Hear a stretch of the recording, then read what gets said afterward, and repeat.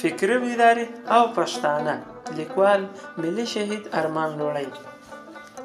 افغان وطن د نړۍ یو داسې جغرافیایي موقعیت لري چې ورته چارسو یا څلور لاره وایي.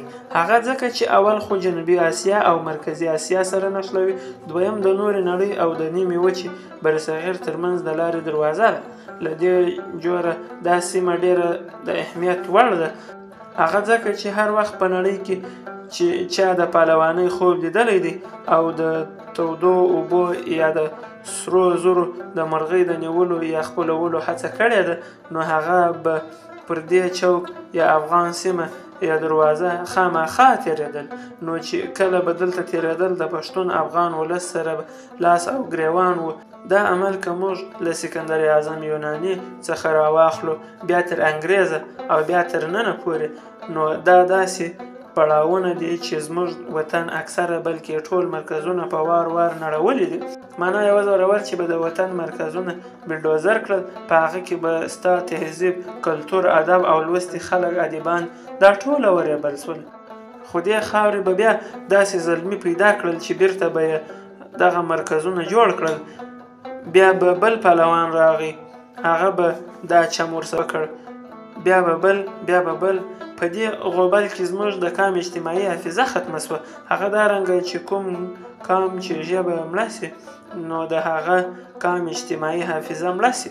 په دې اجتماعي حافظه کې د کام ټول عناصر مري، لکه کلتور، تهذیب، وسایل، وسیلې، انتظام، ټولنیز وسایل، مارکیټي وسایل، لیکچرلي وسایل او تخلیقي صلاحیت، ادبي حیثیت، قامي جغرافیه، دا ټول په اجتماعي حافظه کې راځي.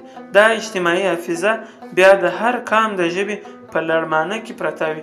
د کم کام چې ژبه ورکه سي، د هغه کام اجتماعي حافظه ورکه سي.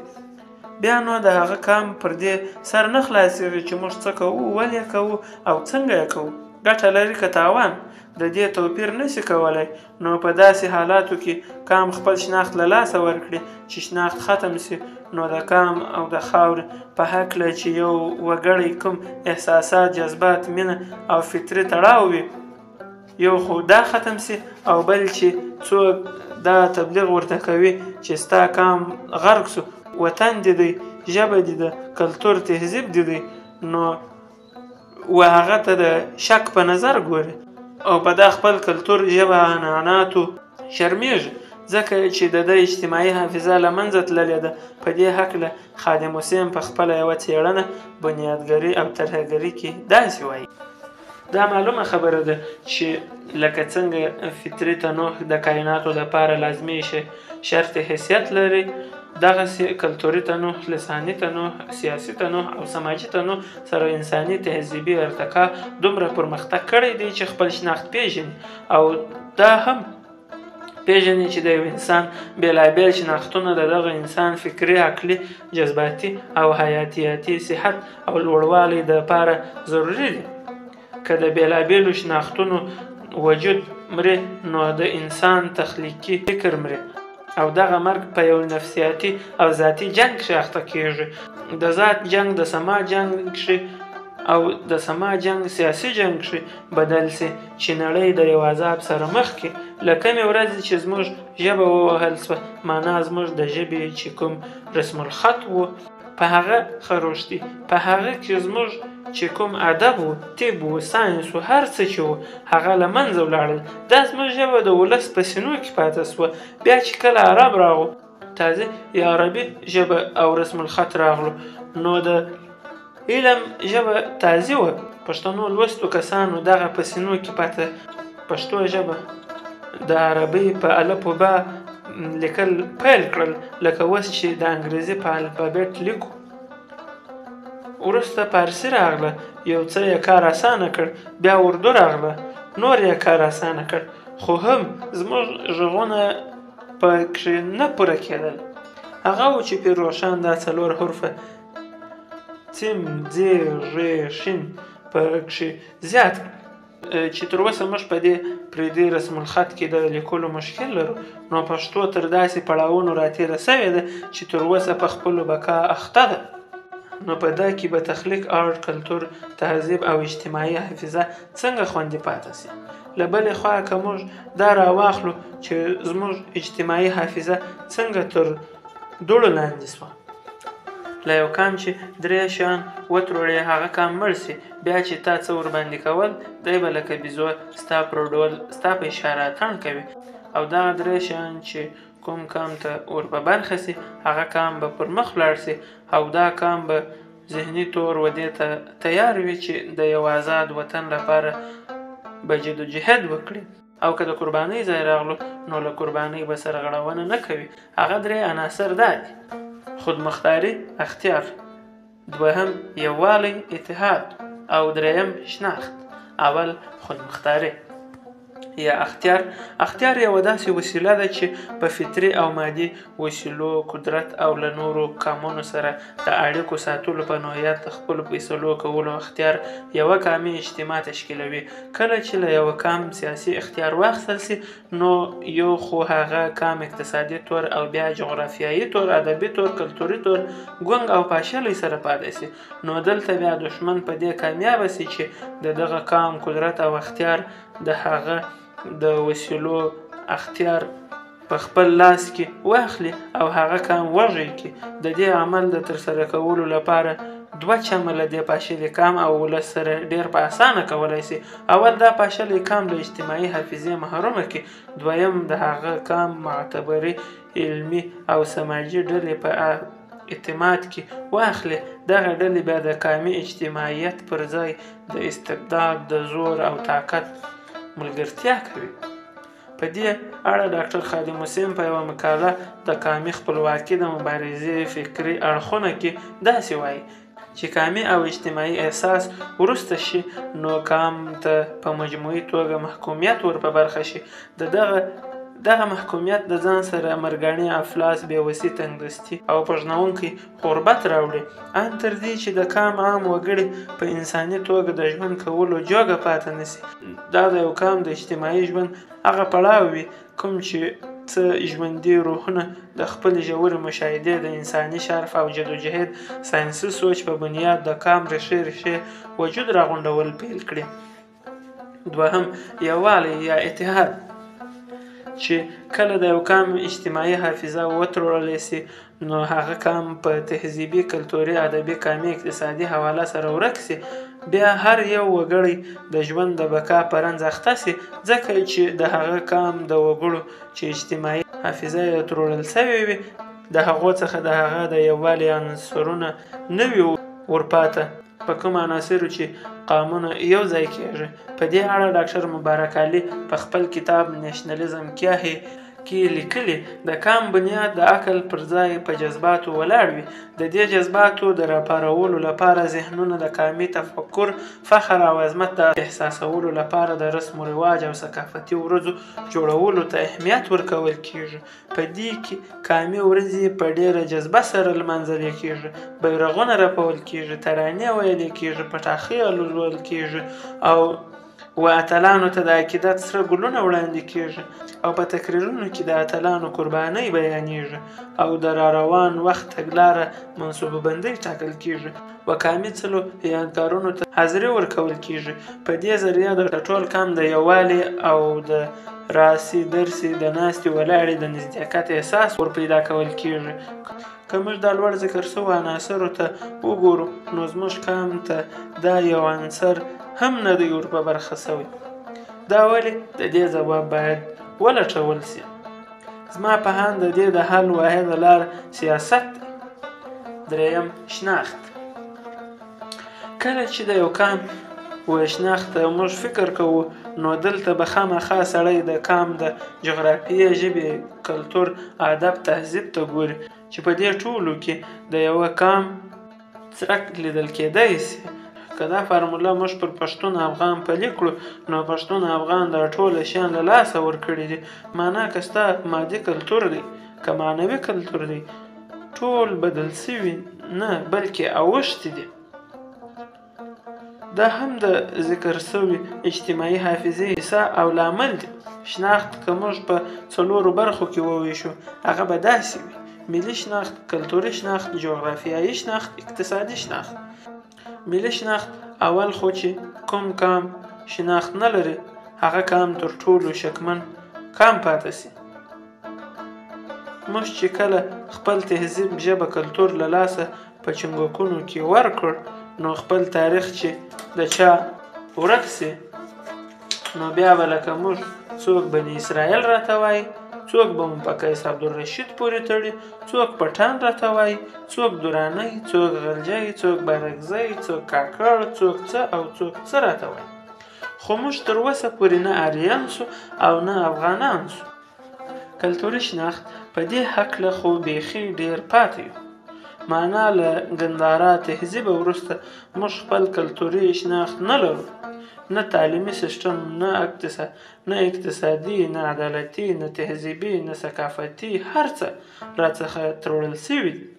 کلتوري شناخت هغه ته ویلی سو چې د قوم خپل تعمیرات وي، تعلیمي سیستم یې وي، کرنسي یې وي، اقتصاد یې وي، فوک یې وي، ادب یې وي، زراعت یې وي، تولیدات یې وي، میوزیک یې وي، د میوزیک خپل اوزار یې وي، جامه یې وي او داسې نور شیان لري چې په هغه یو قام پیژندل کېدای سي. خو بدبختانه موږ دا ټول شیان له لاسه ورکړي دي. نه خپل خوراک لرو، نه دود لرو، نه مو خپل میوزیک سته. که څه سته هم هغه پر شاتګ دی، خو پرمختګ یې بیخي نه دی کړی. جغرافیایي شناخت د قام چې ژبه، کلتور، جغرافیه سره یوه وي، هغه ته قام ویلی کېږي. موږ یو داسې بدبخته قام یو چې ژبه مو یوه ده، کلتور مو یو دی، عنعنات مو یو دی، خو په جغرافیایي توګه په 5 برخو ویشل سوي یو. یوه برخه افغان وطن دی، بله برخه خیبر پښتونخوا ده، بله برخه یې سهیلي پښتونخوا ده، بله برخه یې منځنۍ پښتونخوا ده، بله برخه یې میاوالی او اټک ده چې د پنجاب تر خېټه لاندې ده.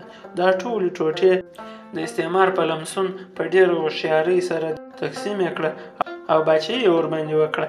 ډیواید اینډ رول د پالیسۍ تر مخ ویشل سوي دي. د دې لپاره تنظیمي منظمه کار کول دي او دا به خامخا سره یو کول وي او په لوی افغانستان کې شاملول پکار دي. خو زما په اند دا کار یوازې د سیاست له لارې کېدای سي. اقتصادي شناخت د هر قام خپله جغرافیه وي، خپل کلتور یې وي، خپل اقتصاد یې وي، خپله منډۍ یې وي، خپلې کارخانې یې وي، خپل تولیدات یې وي چې هر ځای ته ولاړ سي، نو هلته به د هر ملک یا قام په نامه به هرومرو خپل تولیدات وي. که موټران وي، که موبایل راواخلې، که کپړه راواخلې، که هر شی راواخلې، پر هغه به یې لیکلي وي میډ ان چاینا، میډ ان جاپان، میډ ان فلانا. خو موږ په دا ټول پروسس کې یو برخه نه لرو. نه کارخانه لرو، نه منډۍ لرو، نه کاروبار لرو. مطلب په اقتصادي توګه خو بیخي هیڅ لرو هم نه. که څه هم زموږ په قدرتي وسایلو غرونه ډک دي، خو بیا هم وږي تږي پاتې یو. دلته د ولی خان یو کیسه رایاد سوه. ولی خان و یو بهرني ژورنالیست ته په یوه مرکه کې چې په اورګاډي کې کراچي ته روان و داسې وویل. ژورنالیست پوښتنه ځینې وکړه چې دا د مال په ډبو کې څه شی لوډ دي. ولی خان ورته وویل چې دا زموږ د غرو ډبرې دي، کراچي ته وړل کېږي. هغه ورته وویل چې ښه هلته به نو مزدور ارزانه وي ځکه. ولی خان ورته وویل چې نه، مزدور هم زموږ له خوا ورځي. هغه حیران سو چې بیا دا حالته ولې وړي. ولی خان ورته وویل چې کارخانه حالته ده. نو هغه ورته وویل چې غر هم ستاسو، مزدور هم ستاسو، خو دا یوې کوټې کارخانه ته مو ثابته غر او مزدور را بر کړی دي، خو دا یوه کوټه کارخانه هلته ولې نه وړي. ولی خان ورته وویل چې دا خبره زه نسم کولی، که مې وکړه نو ماته غدار ویل کېږي. موږ د قام په اجتماعي حافظه خبره وکړه چې زموږ د قام اجتماعي حافظه پر کوم ځای ولاړه ده، د هغه لاملونه څو. اوس به لږه خبره د قامي شتمنیو یعنې وسایلو وکړو. که موږ دا پر 4 برخو وویشو نو لږ به راته اسانه شي. اول قدرتي وسایل، دویم سماجي وسایل، دریم کلتوري وسایل، څلورم مارکیټي وسایل. د دې وسایلو به په لنډه توګه ذکر وکړو او بیا به لوستونکي پر قاضي کړو چې آیا په دې ټولو شتمنیو کې موږ پر کومو وسایلو خپل اختیار لرو. لومړی قدرتي وسایل. موږ بلکې هر قام وسایل لري، خو موږ ډېر غني یو. په دې اړه لکه لمر، هوا، اوبه، زراعت، غرونه، انسانان، حیوانان، ګیس، کولا، ماربل، د درملنې بوټي، سونار، مځکه او داسې نور. دا ټول شیان لرو خو اختیار پرې نه لرو. د اختیار اخیستلو لپاره سیاست ډیر لازم دی. دوهم، سماجي وسایل لکه تعلیم، صحت، قانون، کاریزونه، باوړۍ، مسجدونه، حجرې، لوبې، مرستې او داسې نور. په دې کې خو د صفر برابر برخه نه لرو. د دې حل سیاست دی او تش سیاست. دریم، کلتوري وسایل: ژبه، ادب، میوزیک، آرټ، اتڼ، لباس، لوبې، خوراک، دود، دستور، مذهب او داسې نور. د دې لپاره اختیار او خپل نصاب غواړي، خو دا په سیاست کېږي. بې له سیاسته بله لار نه لرو. څلورم، مارکیټي وسایل. مارکیټي وسایل لکه فابریکې، وظیفې یا نوکرۍ، تجارت یا ټریډ مارک، ترانسپورټ، رسنۍ یا میډیا، برق، صنعت، مالداري، لایف سټاک. دا ټول وسایل د هر کام په خدمت کې وي او د کام بچي ګټې ترېنه اخلي. دا د کام بچي بیا دا ټول وسیلې او جغرافیه د تن په وینه ساتي. وطن به بچیانو ته ډوډۍ ورکوي او بچی به وطن ساتي. دا لازم او ملزم دي. نو دلته بیا د یو بل شي ضرورت پیښیږي چې هغه دی تنظیم. دا ټول وسایل په یوه تنظیمي ډانچه سره خپلېدای شي چې په هغه کې اختیار وي. له اختیاره پرته دا ټولې خبرې ابس معنا انتظام. یو داسې کار کولای شي چې پورته ذکر شوي درې عناصر لکه اختیار، یووالی او شناخت دا ټوله هم ګټلی شي او هم تروړلی شي. په دې اړه خادم حسین د قامي خپلواکۍ د مبارزې فکري اړخونو کې داسې وایي: د قام اجتماعي حافظه کښې د قام پرون نن سره د تړلو هڅې شروع کړي. په خپله ژبه کښې ورته د سوچ کولو اهمیت په ګوته کړي. د خپلې خاورې د پیړیو حکمت او دانش د لټون کار په سر واخلي. د ځمکې فرهنګ او جمالیات رابرسېره کړي. د فطري او مادي وسیلو شمېر ورته کړئ. د یو آزاد، خپلواکه او شعوري اجتماعي ژوند افادیت ورته مخې ته کښېږدئ. د یو داسې اجتماعي ژوند خوب ورته وښایئ چې پکښې افلاس او بېوسي نه وي.